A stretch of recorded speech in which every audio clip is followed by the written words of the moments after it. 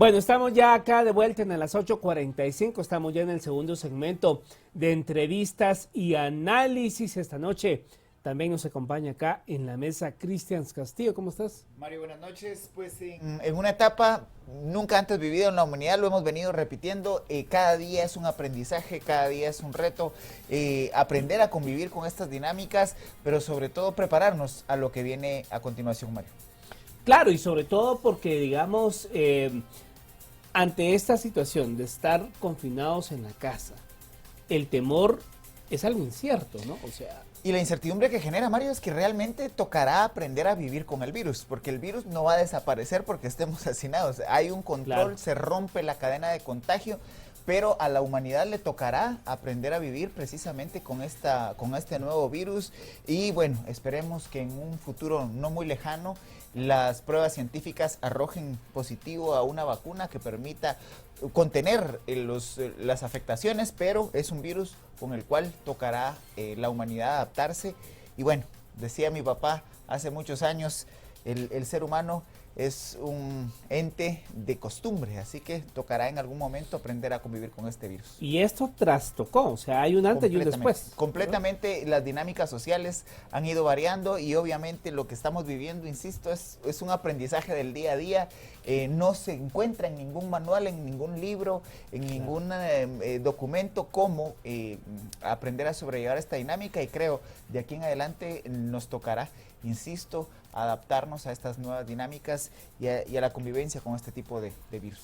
Por supuesto, y seguimos hablando de esta coyuntura de Guatemala. Estamos bajo un estado de calamidad y un toque de queda que rige desde las 4 a las 4 de la mañana del día siguiente. Pero en medio de todo esto también no solo hay que pensar en, pues obviamente los niños, las personas más vulnerables, pero hay una población que también no se ha hablado mucho, pero hay que tomarlos en cuenta. Hablamos de la población reclusa, el tema de las cárceles. Y esta noche precisamente vamos a entrevistar al relator de la Oficina Nacional de Prevención de la Tortura, quien nos va a hablar acerca de las medidas que se recomiendan para las personas detenidas en este contexto de estado de calamidad y de esta pandemia. Nos acompaña vía Skype el licenciado Otto Paz. Él es presidente precisamente de esta Oficina Nacional de Prevención de la Tortura, la cual ha compartido un comunicado de prensa en el que llama a que se atiendan algunas recomendaciones emanadas del Pleno de Relatores de este mecanismo con respecto a las personas que están en las cárceles y que, pues bueno, ya hemos visto varios motines, Cristians. En Colombia hubo un motín en 20 presidios porque los reos tienen miedo del COVID-19. Buenas noches, licenciado Paz. Muy buenas noches, mucho gusto de saludarlos y en esta situación tan especial que estamos, pero estamos dando información y de nuestros comunicados y nuestras recomendaciones a través del programa tan interesante que ustedes tienen. Licenciado Paz, para iniciar es importante que la audiencia conozca cuál es la función del mecanismo al cual usted pertenece y cuáles son las responsabilidades del Estado respecto de la población privada de libertad. Pues nosotros nos regimos en base al decreto 40/2010, que es la ley de mecanismo de prevención de la Oficina Nacional de Prevención contra la Tortura, tratos crueles e inhumanos. En la competencia que tenemos nosotros es grande, es muy amplia. Nosotros miramos todo el tema de los privados de libertad, miramos el tema de los adolescentes en conflicto con la ley penal, miramos el tema de los migrantes, miramos el tema de los niños en protección y abrigo por parte del Estado, miramos los asilos de ancianos y miramos el tema precisamente de los migrantes, vuelvo y repito nuevamente, y los migrantes. Todas las personas que estén vulnerables o estén en una situación de privados de libertad, sean públicas o privadas. Nosotros hacemos visitas in situ, o sea, en todos los centros de detención, para verificar el trato que están sufriendo las personas internas, tanto sean de temas de tortura o de tratos crueles inhumanos. Esta es la competencia que nosotros tenemos y nos regimos en base al decreto 40/2010, que es la ley que nos ocupa. Ahora, licenciado Paz, en concreto, en esta coyuntura con esta pandemia que nos estamos enfrentando todos los países del planeta Tierra, ¿cuál es la preocupación específica de la oficina que usted dirige en torno a la población reclusa? Muchas gracias. Nosotros nos regimos y estamos integrados por 5 relatores. Los 5 relatores estamos preocupados realmente por la situación que está viviendo el mundo y principalmente por las personas más vulnerables, que son en este caso en Guatemala, el que nosotros, nuestra competencia lo establece, los privados de libertad.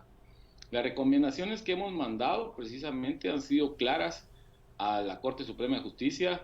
Hemos mandado recomendaciones al director del sistema penitenciario, hemos mandado también recomendaciones a la Secretaría de Bienestar Social y al director de la Policía Nacional Civil, en base precisamente a los temas vulnerables que puedan darse en las prisiones con el tema del contagio del virus. Nosotros tenemos información y tenemos datos precisamente que se manejan casi llegando a 26,000 privados de libertad. Actualmente también tenemos la información de que aproximadamente más de 12,000 ya están en cumplimiento de condena. Esta información que le estoy dando son oficios e información que precisamente nos mandan las instituciones encargadas. Por ejemplo, tenemos un dato de que 4,800 personas aproximadamente ya cumplieron más de la mitad de la pena o de la condena que le dictaron en alguna oportunidad a los privados de libertad. Y en estos momentos nos llama mucho la atención el exagerado hacinamiento que existen en las cárceles en Guatemala y que por temas administrativos estas personas no han cobrado su libertad en base a la ley de rendición de penas y en base a los procedimientos establecidos en la ley, que ellos ya pueden optar a cumplir la rendición de penas que establece la ley. Licenciado Paz, ustedes en el comunicado que han emitido el día de hoy hacen un llamado a las autoridades del Ministerio de Gobernación para que se dote de agua potable, jabón, medicamentos y kits profilácticos mínimos dentro de los centros penitenciarios. ¿Han hecho ustedes en los últimos días, luego que ha iniciado todas las medidas de restricción y de distanciamiento social, visita a los centros de privación de libertad y han constatado precisamente que hay ausencia de estos elementos que están demandando a las autoridades del Ministerio de Gobernación? Fíjese que nosotros hemos estado monitoreando constantemente estos hallazgos que hemos encontrado en las visitas. Hemos tenido mucha comunicación con el director del sistema penitenciario. Él nos ha pasado mucha información, hemos intercambiado información. El hallazgo de la falta de medicina ya se logró, ¿sí? Ya están dotados de medicina, tenemos la información. El agua potable también ya se normó y en algunos centros ya se está ingresando el agua potable. Se les dio los insumos a los guardias penitenciarios también y hemos estado precisamente monitoreando el tema. Lo que nos preocupa aquí es precisamente el hallazgo de las personas que fueron detenidas ahorita por violentar o por no cumplir el estado que declaró el señor presidente.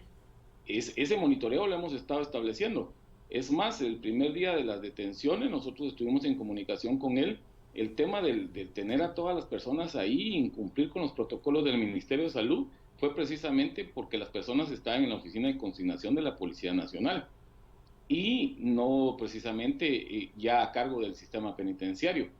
Todo eso lo hemos estado coordinando y hemos tratado de dar las recomendaciones como hemos podido por el tema del estado que nos encontramos, que no podemos hacer visitas de noche y después de las 4 de la tarde para ver precisamente que se esté violentando eso. Hemos mandado recomendaciones también a la Corte Suprema de Justicia, en donde indicábamos que no se deben de suspender las audiencias, porque tengo entendido en un comunicado que sacó la Corte Suprema, donde llamaba a los jueces de instancia para que regresaran a sus juzgados a realizar las audiencias respectivas. Hay muchas audiencias que se pueden celebrar sin estar presente el privado de libertad. Puede su abogado fácilmente representarlo, mas sin embargo se están suspendiendo.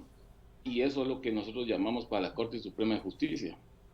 Ahora bien, licenciado Paz, aquí hay una realidad. Ya vimos el tema de lo que ocurrió del domingo para ayer, que pues bueno, ya hoy empezó a menguar el número de personas capturadas que infringieron el toque de queda. Pero hay otra realidad con la que hemos venido conviviendo y es el hacinamiento en las cárceles. O sea, precisamente lo que se está tratando en todo el mundo ahorita es que no haya conglomerados de personas, o sea, que no hayan grupos grandes juntos.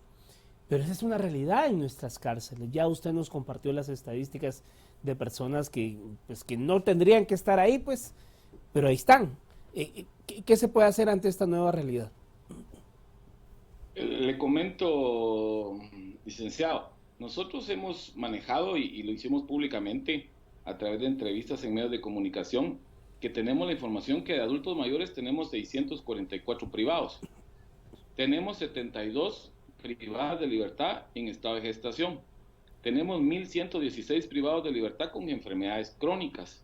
Y tenemos personas privadas de libertad con discapacidad 280. Esas personas suman un total de 2.112 privados de libertad que ya están en condiciones vulnerables. El tema aquí, licenciado, que usted me manifestaba, es que el día de hoy ya está un comunicado de la alta comisionada de Naciones Unidas, la señora Michelle Bachelet, y además de eso recibimos de manera urgente las recomendaciones del Subcomité de Prevención contra la Tortura de Naciones Unidas, en lo cual Guatemala es estado parte. Ellos recomiendan precisamente que en los procesos que sean menos graves o que una persona privada de su libertad pueda gozar de medidas sustitutivas, sean otorgadas por parte de los órganos jurisdiccionales, porque eso podría desasinar las cárceles que actualmente nos ocupa, el problema que usted está mencionando, licenciado. Lo que pasa es que realmente debemos de entender que el Estado es uno solo, que lo integran todos los sistemas, tanto los organismos ejecutivo, legislativo y judicial. El ejecutivo está haciendo su trabajo. Estamos apoyando desde el punto de vista de acatando las instrucciones del señor presidente. Estamos viendo que ayer el organismo legislativo pues lo apoyó directamente para donarle recursos para precisamente atacar el tema del contagio del coronavirus. El tema es ingresar o tratar de involucrar a este problema que tenemos al organismo judicial. Ahí es un tema que ellos deberían de plantear una política judicial para entablar precisamente qué van a hacer ellos con las recomendaciones que le están dando al Estado. El subcomité fue claro en entablar hoy las recomendaciones, precisamente hoy en la tarde las recibimos, son las recomendaciones del subcomité de prevención contra la tortura a los estados partes, y Guatemala es estado parte y es un documento de derechos humanos, lo cual se debe establecer. Ahora, licenciado Paz, nacional. Licenciado Paz, realmente sí, ustedes hacen una serie de llamamientos a poder garantizar dentro de los sistemas de privación de libertad condiciones mínimas que le permitan a los privados de libertad no tener un contagio masivo a la hora de presentarse un caso. Y plantean la necesidad de implementar áreas exclusivas en donde se ubique a la población vulnerable. Usted ha referido datos específicos de personas de la tercera edad, pero en su comunicado también refieren personas con enfermedades crónicas como diabetes, asma bronquial, problemas cardíacos. Conocedor del sistema penitenciario y conocedor del hacinamiento, ¿cómo atender esta recomendación cuando ni el sistema de salud, mucho menos el sistema penitenciario, estaba preparado para enfrentar una crisis como la que estamos viviendo en materia de salud? Sí, claro. Fíjese que esas personas con enfermedades crónicas, bueno, realmente en nuestro sistema penitenciario en Guatemala, hasta una uña encarnada se vuelve crónica por falta de insumos y por falta de médicos y un montón de situaciones, que eso es lo que nosotros hemos estado coordinando con el director del sistema penitenciario. Tenemos un alto número de privados de libertad que tienen tuberculosis, ¿sí? Por ejemplo, en la Granja Canadá de Escuintla, el año pasado se inauguró una remoción del hospitalito y actualmente se formó un área de enfermos de tuberculosis, llenando las directrices y las características que debe tener un centro de estos para personas privadas de libertad de tuberculosis, pero es el único que lo tiene. Yo entiendo que la circunstancia nos atacó y no estábamos preparados para esto y mucho menos en el sistema penitenciario. A mí me hicieron llegar el protocolo precisamente que estaba ocupando el sistema penitenciario, muy bueno, ¿sí? El tema aquí precisamente es que el hacinamiento es grande. O sea, las reglas y las recomendaciones que mandan precisamente es quitar el hacinamiento, la relación de tantos metros de estar presentes con las otras personas, pero en Guatemala con el hacinamiento que tenemos no se puede lograr. Tenemos, como usted lo volvía y decía, las personas vulnerables en tuberculosis, tenemos en hipertensión en muchos, tenemos cáncer. Tengo una denuncia que me acaban de presentar precisamente de una persona que lleva 6 años privada de su libertad. La sentencia no está firme, él tiene un cáncer en el hígado, perdone, no utilizo términos médicos, soy abogado, pero tiene cáncer en el hígado. Y esta persona, el médico ya la desahució, le dijo que le da meses de vida, más sin embargo en la sala de apelaciones que está su expediente en este preciso, ya llevan 1 año y medio y no lo resuelven. Y ya lleva 6 años y la condena que le dieron fue de 8. Entonces eso es preocupante en el sistema de justicia en Guatemala. Y esas personas sí considero que deberían de ser atendidas y buscar la solución jurídica. Si ellos son expertos jurídicos, son magistrados en el tema de las normas y de las leyes, deben de buscar la solución jurídica para poder estas personas salir a darse una muerte digna o ser atendidos como lo merecen en su derecho de salud, que todo ser humano tiene derecho. Bueno, pues muchas gracias, licenciado Paz, por habernos acompañado acá en a las 8:45 hablando de este tema.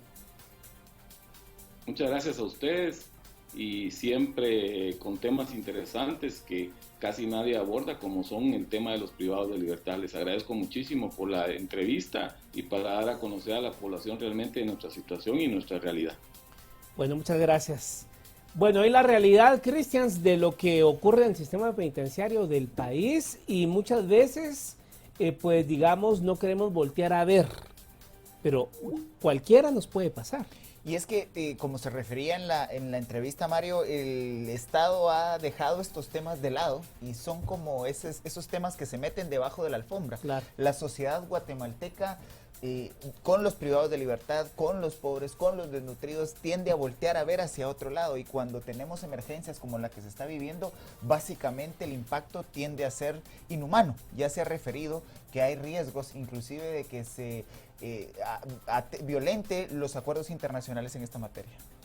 Bueno, vamos a una pausa, 9:49 PM, volvemos para seguir hablando del tema del coronavirus y también vamos a hablar acerca de lo que se aprobó en el Congreso de la República. Hay varios sectores molestos y también una buena noticia, habrán más pruebas para hacerse en el país. Ya venimos.